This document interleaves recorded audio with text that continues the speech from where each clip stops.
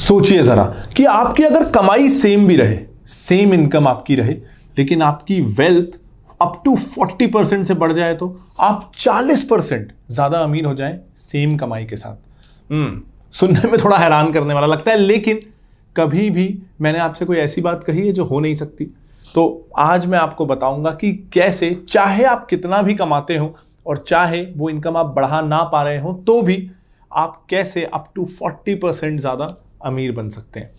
अब आज के इस वीडियो को शुरू करने से पहले ना, मुझे आपसे एक वादा चाहिए। जो मैं आपको स्टेप्स बता रहा हूं ना, वो अलग अलग वीडियोस में मैंने पहले भी बताए हुए हैं।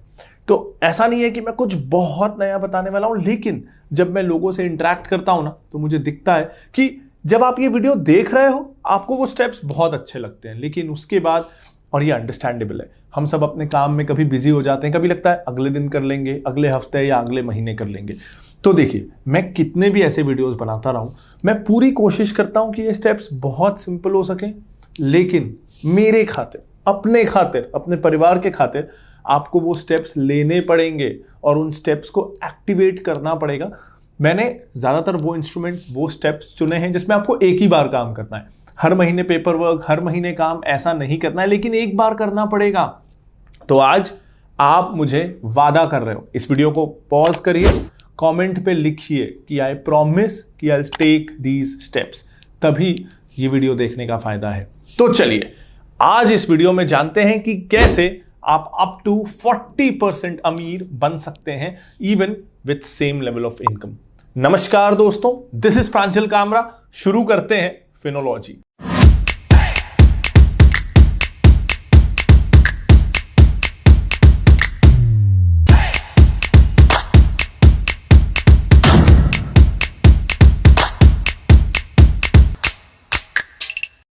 अब जब भी आप फाइनेंशियल प्लानिंग के बारे में सोचते हो ना, तो आपको 3 मेजर पॉइंट्स का ध्यान रखना है। आपका क्राइसिस मैनेजमेंट कैसा होगा, इमरजेंसी या क्राइसिस के लिए आपके पास कंटिजेंसी प्लान है कि नहीं, आपका सेविंग्स या लिक्विडिटी प्लान कैसा होगा, और आपका इन्वेस्टमेंट प्लान कैसा होगा। सबसे पहले बहुत ब्रीफ पॉइंटर्स हैं, सिंपल पॉइंटर्स हैं, डिटेल्ड वीडियोस मैंने इस पे बनाए हुए हैं और लिंक आपको वीडियो के डिस्क्रिप्शन में मिलता जाएगा, ताकि किसी भी पॉइंट को अगर आपको डिटेल में जानना है तो आप उस वीडियो पे जंप कर सकते हो। लेकिन ये वीडियो पूरा देखने के बाद अगर आप बीच में छोड़ोगे तो ये वीडियो का एल्गो खराब हो जाएगा, लोगों तक पहुंचेगा नहीं और मेरी मेहनत बेकार हो जाएगी। तो प्लीज पूरा देख लेना इस वीडियो को, और पसंद आए तो इस वीडियो को लाइक कर देना। और ये ऐसा वीडियो है जो ज्यादा से ज्यादा लोगों तक अगर पहुंचे तो मेरे तो सब्सक्राइबर बढ़ेंगे ही, आपके दोस्तों का, रिलेटिव्स का भी फायदा होने की गारंटी है। तो चलिए, सबसे पहली चीज क्राइसिस या इमरजेंसी प्लानिंग। अब इसमें ना हम सबसे पहले शुरू करेंगे इंश्योरेंस के साथ। इंश्योरेंस, बोरिंग, घिसी-पिटी बातें, एकदम सिंपल है यार। एक आर्ग्यूमेंट इंश्योरेंस के अगेंस्ट जो लोग देते हैं कि मैं हर साल 20,000 50,000 रुपए इंश्योरेंस में डालूं, इससे अच्छा वो पैसे मैं म्यूचुअल फंड में अगर डालूं ना, तो जब तक मैं 60 साल का होऊंगा मेरे पास करोड़ों रुपए हो जाएंगे। अगर आप ऐसा सोच के इंश्योरेंस नहीं ले रहे हो, ट्रस्ट मी, थोड़ी कड़वी बात बोलूंगा, आप अपने परिवार के साथ बहुत गलत कर रहे हो, बहुत गलत, ये क्रिमिनल है। अब सोचो ना, देश में कार का इंश्योरेंस लेना मैंडेटरी है, उसके अपने रीजंस हैं, लेकिन आपका खुद का इंश्योरेंस लेना क्योंकि मैंडेटरी नहीं है, इसलिए आप लेते नहीं हो हेल्थ और लाइफ इंश्योरेंस। मेरे हिसाब से तो ना, इंसान का भी हेल्थ और लाइफ इंश्योरेंस लेना मैंडेटरी हो जाना चाहिए 25 साल की उम्र के बाद, लेना ही चाहिए, वरना कोई पुलिस आके आपके घर में चालान कर दे। अब ये क्यों इतना जरूरी है, और क्यों जो मैं बोल रहा था कि इससे अच्छा मैं म्यूचुअल फंड में डाल दूं, 60 साल में मेरे पास वैसे ही करोड़ों रुपए होंगे, क्यों वो सोच गलत है, वो अप्रोच क्यों गलत है? क्योंकि आप 60 साल तक अगर नहीं जिए तो आपके परिवार का क्या होगा, इसी चीज से तो प्रोटेक्ट करने के लिए आपको लाइफ और हेल्थ इंश्योरेंस लेने बोला जाता है ना। 60 साल तक अगर आप जीने वाले हो, अगर इसकी गारंटी है, अगर भगवान आपको लिख के दे देना कि 60 ईयर्स तक तो आप जियोगे ही, तो मैं तो कहता हूं मोस्ट केसेस में लाइफ इंश्योरेंस की जरूरत ही नहीं है, क्योंकि आपके बच्चे तब तक 25-30 साल के हो जाएंगे, इंडिपेंडेंट होने वाले होंगे या हो चुके रहेंगे, तब लाइफ इंश्योरेंस की जरूरत नहीं है। प्रॉब्लम यह है कि हमको पता नहीं है हम कितने साल जिएंगे, कभी भी कुछ भी हो सकता है, भगवान ना करे, लेकिन हो सकता है। तो वो अनसर्टेनिटी को कवर करने के लिए लाइफ इंश्योरेंस चाहिए। और हम लाइफ इंश्योरेंस क्यों नहीं लेते पता है? क्योंकि हम ना फंस जाते हैं। मनी बैक प्लान, कोई कॉम्प्लेक्स सा प्रीमियम पे बैक प्लान, कोई एन्युइटी प्लान, कोई ऐसा प्लान जिसमें यूलिप है, इन्वेस्टमेंट रिटर्न्स भी मिलने वाले हैं, और वो प्लान लेके बहुत गुस्सा आ जाता मुझे। ए भाई थोड़ा ठंडा पानी ले आया, गुस्सा आ गया मुझे। बट यू नो, हम लोग लाइफ इंश्योरेंस इसलिए नहीं लेते क्योंकि हमको वो महंगा लगता है, और महंगा इसलिए लगता है क्योंकि हम ये मनी बैक प्लान, यूलिप, ये सब में फंस जाते हैं। सिंपल फैक्ट बताऊं, अगर आप 35 साल से नीचे के हो ना, आपको 8-10 हज़ार रुपए में 1 करोड़ का लाइफ इंश्योरेंस मिल जाएगा पर ईयर, यानी 800,000 रुपए पर मंथ में आपको 1 करोड़ का लाइफ इंश्योरेंस मिल जाएगा, जिससे भगवान ना करे कुछ आपको होता है तो इतना अमाउंट भी मिलेगा कि आपकी फैमिली अपना घर चला सके, अपने पैरों पे खड़ी हो सके। तो इंश्योरेंस, अगर लाइफ इंश्योरेंस आज 50 लाख से कम का है, चलो 25 लाख से कम का है, 25 लाख का लाइफ इंश्योरेंस ना आपको 200 से 300 रुपए में मिल जाएगा। तो अगर उतना भी हम हमारे परिवार के लिए नहीं खर्च कर सकते, 200-300 रुपए महीना हमारे बच्चे, हमारे परिवार का भविष्य सुरक्षित करने के लिए, तो हम इररिस्पॉन्सिबल हो रहे हैं। 200-300 रुपए महीना हम में से मैक्सिमम लोग, सच बता रहा हूं, अफोर्ड कर सकते हैं। कर सकते हो ना आप भी अफोर्ड, तो ले लो ना यार लाइफ इंश्योरेंस। नेक्स्ट इज, जैसे लाइफ इंश्योरेंस अनसर्टेनिटी को कवर करने के लिए जरूरी है, हेल्थ इंश्योरेंस भी उसी लिए जरूरी है। आजकल अगर हम हॉस्पिटलाइज होना, 5 लाख का बिल तो फट ही जाता है, कुछ ज्यादा हो गया पता चला 10, 15, 20 लाख का बिल फट गया। हमारी जो सेविंग्स हैं, जो प्लान्स हैं, जो हम सोच रहे थे कि म्यूचुअल फंड में हम हर महीने इतने SIP करेंगे, SIP करना तो दूर, जितना इन्वेस्टमेंट है ना वो भी बेच के हॉस्पिटल के बिल्स भरने पड़ेंगे।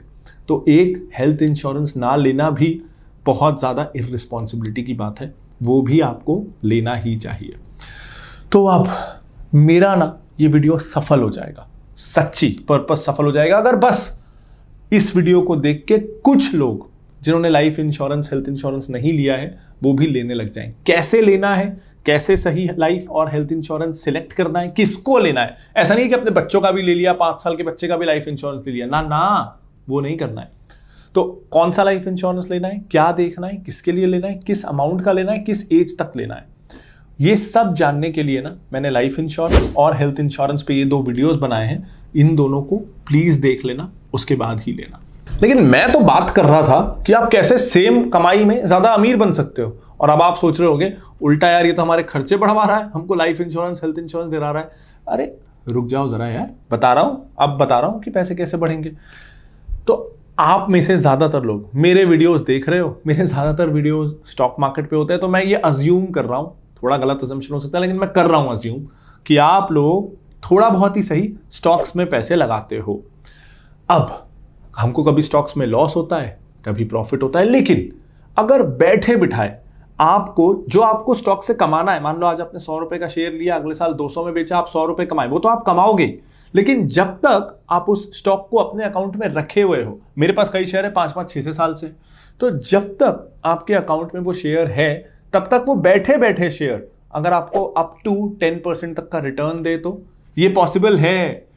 इस पे ना मैंने एक वीडियो बनाया था, SLBM mechanism, stock lending and borrowing mechanism, जिससे आप बैठे बिठाए आपके शेयर जो डीमैट अकाउंट में है, उससे आप अप टू 10% इंटरेस्ट कमा सकते हो, शेयर्स में इंटरेस्ट। अगला, और ये मैं बहुत बार इसकी बात कर चुका हूं, लेकिन अभी भी मैं देखता हूं कि लोग नहीं कर रहे हैं।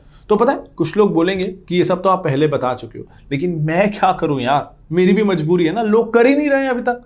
तो अगर और मैं बहुत ढीठ हूं, जब तक आप करोगे नहीं ना, मैं बताता रहूंगा। तो आपको जब भी गोल्ड लेना है, आपको सॉवरिन गोल्ड बॉन्ड लेना है, फिजिकल गोल्ड, डिजिटल गोल्ड। एक तो ना हम लोग कई बार डिजिटल गोल्ड और सॉवरिन गोल्ड बॉन्ड में कंफ्यूज हो जाते हैं। डिजिटल गोल्ड से ना प्लीज दूर रहना, फालतू के आपको ज्यादा चार्जेस लगते हैं, फालतू का वो थोड़ा सा आर्बिट्राज ले लेते हैं, रिटर्न्स कुछ नहीं मिलते। सॉवरिन गोल्ड बॉन्ड पे आपने लाख रुपए का गोल्ड खरीदा, 2 लाख का खरीदा, उस पर 2.5% ब्याज भी मिलेगा। स्टॉक मार्केट से खरीदोगे 5-7% सस्ता भी मिलेगा, रिडम्पशन के समय टैक्स बेनिफिट्स भी मिलेंगे। इससे अच्छा तरीका गोल्ड में इन्वेस्ट करने का शायद दुनिया में कोई नहीं होगा। तो सरकारें कभी कभी अच्छे काम करती हैं, ये एक अच्छा इंस्ट्रूमेंट है, अच्छा तरीका निकाला हुआ है गोल्ड में निवेश करने का, जिससे हमारे रिटर्न्स बढ़ सकें, तो फायदा उठाओ। अक्सर गवर्नमेंट्स, कोई भी गवर्नमेंट हो, हमारा फायदा उठाती है।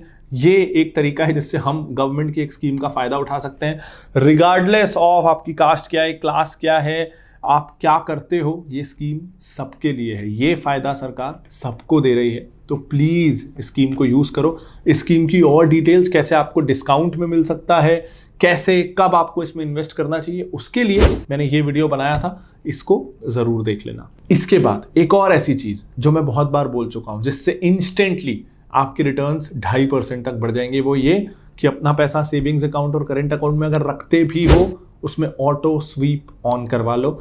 सेविंग्स अकाउंट में जो 2.5% मिलता है 6% मिलने लगेगा, करंट अकाउंट में जो 0% मिलता है 6% मिलने लगेगा। सेविंग्स और करंट की फ्लेक्सिबिलिटी के साथ आप एटीएम से निकाल सकते हो, जितना खर्च चाहे कर सकते हो, लेकिन जब तक वो पैसा आपके करंट या सेविंग अकाउंट में है, अगर ऑटो स्वीप ऑन है तो आप 5-6% कमाने लगोगे। इस पे मैंने रील और वीडियो दोनों बनाया है, अब आपकी स्क्रीन पर है, इस वीडियो के डिस्क्रिप्शन में इसका लिंक भी है। मैं 5 साल से एक चीज बोल रहा हूं कि म्यूचुअल फंड्स अगर आप ले रहे हो तो प्लीज डायरेक्ट प्लान में लो। बहुत सारे लोग बोलेंगे कि वो एडवाइस की वैल्यू 1% होती है, हम 1% के बदले आपको सर्विस देते हैं, ऑनलाइन ऑफलाइन हम आपको एडवाइस देते हैं, रिसर्च देते हैं, आपको प्रीमियम रिलेशनशिप मैनेजर मिलता है, दुनिया भर के जस्टिफिकेशन। हार्ड बिटर ट्रूथ ये है, म्यूचुअल फंड्स आज आपको सिर्फ डायरेक्ट लेने चाहिए, 1% बचा लो। अगर आपको लग रहा है ना कि डायरेक्ट मैं फंड्स कैसे सिलेक्ट करूंगा, बहुत सारे सोर्सेज हैं। मैं हर साल एक म्यूचुअल फंड्स की लिस्ट लाता हूं, वो वीडियो मैं यहां पे डाल दूंगा, और इस बार भी 2 महीने बाद मेरी म्यूचुअल फंड की लिस्ट आने वाली है। लेकिन अगर आपको ये सब भी नहीं करना है ना, आप सिंपल सा एक ब्रॉड इंडेक्स फंड ले लो। मेरे इस वीडियो में मैंने बताए हैं कौन से अच्छे इंडेक्स फंड हैं। आप 1% एडवाइजर को देने का बचाओगे, 1% म्यूचुअल फंड कंपनी को देने का बचाओगे, 1.5-2% तो आप पहले ही बचा रहे हो, 1.5-2% तो आपके रिटर्न्स पहले ही बढ़ गए। तो क्यों जाना है इधर उधर। आज एक्टिव म्यूचुअल फंड अगर आप रेगुलर प्लान में जा रहे हो, उससे बेटर है कि आप डायरेक्ट सेंसेक्स प्लान में या निफ्टी प्लान में चले जाओ। डायरेक्ट पैसिव प्लान किसी भी दिन आज एक्टिव रेगुलर प्लान से बेटर है। कोई भी आपको कुछ और बोलने की कोशिश करे, प्लीज उसको मत मानो। अब एक बहुत जरूरी बात, जब हम 25 साल के होते हैं ना, कमाना शुरू करते हैं, हमें लगता है काम करने के लिए सारी जिंदगी पड़ी है, और हम रिटायरमेंट के बारे में नहीं सोचते हैं। हमको लगता है अभी तो कमाना शुरू किया है यार, हम थोड़ी ना 60 के होंगे, हम थोड़ी ना 50 के होंगे।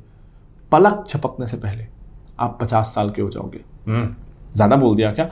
मतलब यार पलक झपकते ही तो नहीं होगे, लेकिन जितना आप सोच रहे हो उससे जल्दी हो जाओगे। हम सबको लगता है कि हमारा बुढ़ापा जितना दूर है, उतना दूर वो होता नहीं है, काफी जल्दी आ जाता है। तो चाहे आपका मन कितना भी बोल रहा हो, अभी ये सोचने की जरूरत नहीं है, अभी तो एंजॉय करते हैं। प्लीज प्लीज मेरी बात मानो, हाथ जोड़ के बोल रहा हूं, मेरी बात मानो, और रिटायरमेंट के लिए अभी से प्लान करो। 25 साल बाद ना, मैं तो YouTube पे रहूंगा ना, मैं तो तब भी वीडियोस बनाता रहूंगा, मेरे पास कोई और काम वाम है नहीं, फिनोलॉजी तब भी रहेगा, मैं तब भी YouTube पे रहूंगा। 25 साल बाद आप YouTube पे आओगे, शायद इस वीडियो पे आ जाओ, तब तक इसको कुछ VR में या मेटावर्स में इस वीडियो को आप देखोगे और मुझे थैंक यू बोलोगे। लेकिन रिटायरमेंट प्लानिंग प्लीज शुरू करो। उसका बेस्ट तरीका है नेशनल पेंशन स्कीम। अगेन एक सरकारी इनिशिएटिव जो मुझे काफ़ी पसंद है। तो एनपीएस में निवेश ज़रूर करो। 10-11% का आप रिटर्न एक्सपेक्ट कर सकते हो अगर आप इक्विटी पोर्शन को बढ़ा के रखते हो, क्योंकि 60 साल की उम्र में आप इससे एग्जिट ले पाओगे। और मैं अज्यूम कर रहा हूँ कि आप में से ज़्यादातर लोग 20 से 35 साल के बीच होंगे, तो आप 25-30 साल इसमें इन्वेस्टेड रहने वाले हो। इसलिए इक्विटी में जो इस स्कीम का फोकस होता है, या आप इक्विटी फोकस्ड वाला एनपीएस जब लोगे तो भी ज़्यादा रिस्क की बात नहीं है, क्योंकि आपका ड्यूरेशन बहुत लंबा है। पीएफ से ये आपको 3% 4% ज़्यादा रिटर्न्स दे देगा, तो बहुत काम आएगा। तो प्लीज़ एनपीएस में निवेश शुरू कर दो। अब मैं एक और इंपॉर्टेंट चीज़ बता देता हूं कि आपको कितना निवेश करना है। खास करके ना ये सवाल इक्विटी और म्यूचुअल फंड्स के लिए बहुत आता है कि हमारे पास गोल्ड में भी पैसा लगाना है, रियल एस्टेट में भी लगाना है, एफडी में भी रखना है, तो हम स्टॉक्स और म्यूचुअल फंड में कितना पैसा डालें। सिंपल रूल है यार। कई बार ना हमको उसमें डर लगता है, हम स्टॉक पिकिंग में डरते हैं या कॉन्फिडेंट फील नहीं करते, तो म्यूचुअल फंड भी हो सकता है, स्टॉक्स भी हो सकता है, दोनों का कॉम्बिनेशन। इक्विटी में जो एक्सपोजर है उसके लिए आप 100- एज रूल को फॉलो कर सकते हो। 25 साल के हो, 100-25 75% एलोकेशन आपके टोटल इन्वेस्टमेंट का आप एक्विटीज में कर सकते हो। और एक ना इंटरेस्टिंग तरीका है स्टॉक्स में भी रिस्क को कम करने का, ज्यादा डाइवर्सिफिकेशन करने का, रेडीमेड थीम्स में इन्वेस्ट करने का। म्यूचुअल फंड में भी आप बास्केट्स के जरिए इन्वेस्ट कर सकते हो और डायरेक्ट म्यूचुअल फंड्स में। ये सारे ऑप्शंस ना आपको एक ही ऐप दे देता है, कोटक का चेरी ऐप। यहां पे ना जो मैंने आपको ज्यादातर चीजें बताई, वो ज्यादातर इन्वेस्टमेंट सॉल्यूशंस आपको एक ही ऐप में मिल जाएंगे। जैसे स्टॉक बास्केट्स मिल जाएंगे। इसके अलावा अगर म्यूचुअल फंड में आपकी कोई थीम है या आपको आपके रिस्क प्रोफाइल के हिसाब से रेडीमेड म्यूचुअल फंड बास्केट्स चाहिए, वो यहां मिल जाएंगे। ये सब कुछ ना आपको डायरेक्ट म्यूचुअल फंड में मिलता है, यानी कोई कमीशन नहीं देना है, कोई फीस नहीं देना है इस ऐप को यूज करने का। तो ये मुझे अच्छी चीज लगी। एनपीएस भी आपको यहीं पे मिल जाएगा। कई सारे बॉन्ड्स भी, जैसे मैंने सॉवरेन गोल्ड बॉन्ड की बात की, तो कई सारे बॉन्ड्स भी आपको इसी ऐप में मिल जाएंगे। तो ज्यादातर इन्वेस्टमेंट इंस्ट्रूमेंट्स मैंने जिसकी बात की उससे रिलेटेड ना आपको एक तरह से रेडीमेड बास्केट्स मिल रहे हैं, तो आपको डिसीजन मेकिंग में हेल्प हो रही है और ट्रांजैक्शन भी कोटक चेरी ऐप में ही हो जा रहा है। इस ऐप का लिंक आपको इस वीडियो के डिस्क्रिप्शन में मिल जाएगा। अब ये सारे स्टेप्स ना बहुत छोटे छोटे हैं, बहुत सिंपल है। मैं आपसे एक भी बार इस वीडियो में ये नहीं कहा कि आप ज्यादा इन्वेस्ट करो। ज्यादा इन्वेस्ट मुझे पता है अगर आप कर सकोगे तो जरूर करोगे। जैसे जैसे आपकी इनकम बढ़ेगी, सैलरी इंक्रीमेंट्स बढ़ेंगी, तो वो तो मैं आपको आगे चल के कन्विंस कर ही लूंगा कि आपको ज्यादा इन्वेस्ट करना है। आज के लिए मैं बस आपको ये बताना चाहता हूं कि जितना आप इन्वेस्ट कर रहे हो, चाहे महीने का 1000, 2000, 5000, उनको आपके एग्जिस्टिंग इन्वेस्टमेंट को ही आप कैसे बेटर तरीके से कर सकते हो जिससे आपका रिस्क उतना ही रहे। रिस्क बढ़ा के तो ज्यादा रिटर्न लाना आसान है, तो रिस्क उतना ही रहे, लेकिन फिजिकल गोल्ड के बदले सॉवरेन गोल्ड आ गया, म्यूचुअल फंड रेगुलर ना होकर डायरेक्ट हो गया, स्टॉक्स आपके अकाउंट में ही रहे लेकिन आपको अप टू 10% इंटरेस्ट मिलने लग गया। तो सेम रिस्क के साथ आप कैसे अपना रिटर्न बढ़ाते चले जाओ, और इन द लॉन्ग रन जब आप रिटायरमेंट के आसपास पहुंचोगे ना, तो आपको दिखेगा कि ये सारे स्मार्ट स्टेप्स के कारण आपने क्योंकि पैसिव इनकम को बेटर तरीके से मैनेज किया, तो आपके रिटर्न्स अप टू 40% तक बढ़ गए। तो सोचो जरा, हम जिंदगी भर जो मेहनत करते हैं उससे मान लो हमने रिटायरमेंट के समय 1 करोड़ रुपए कमाए, लेकिन इस वीडियो के सिंपल स्टेप्स फॉलो करके वो 1 करोड़ रुपए आपके 1 करोड़ 40 लाख रुपए हो गए। वो 40 लाख रुपए कमाना कंपैरेटिवली वो 1 करोड़ रुपए कमाने से कितना ज्यादा आसान है ना, अगर इन स्टेप्स को फॉलो करें तो। मुझे उसमें से कितना चाहिए, मुझे उसमें से ना यार 2% दे देना, ठीक है। 2% कितना हुआ, 80,000 रुपए, ठीक है। मैं इंतजार करूंगा 25 साल बाद आप मुझे 80,000 रुपए यूपीआई करना, तब तक यूपीआई पता नहीं 4.0 5.0 आ जाएगा। तो 80,000 रुपए मुझे आप सबसे यूपीआई में चाहिए। ये मेरी रिटायरमेंट प्लानिंग है। मैं देख लूंगा कितने व्यूज आ रहे हैं, जितने भी व्यूज आए उसका इंटू 80,000। वाह यार, मेरी रिटायरमेंट प्लानिंग सही है। मैं जा रहा हूं रिटायर होने, आप जाओ वीडियो के ये स्टेप्स फॉलो करने। This is Pranjal Kamra signing off, bye bye.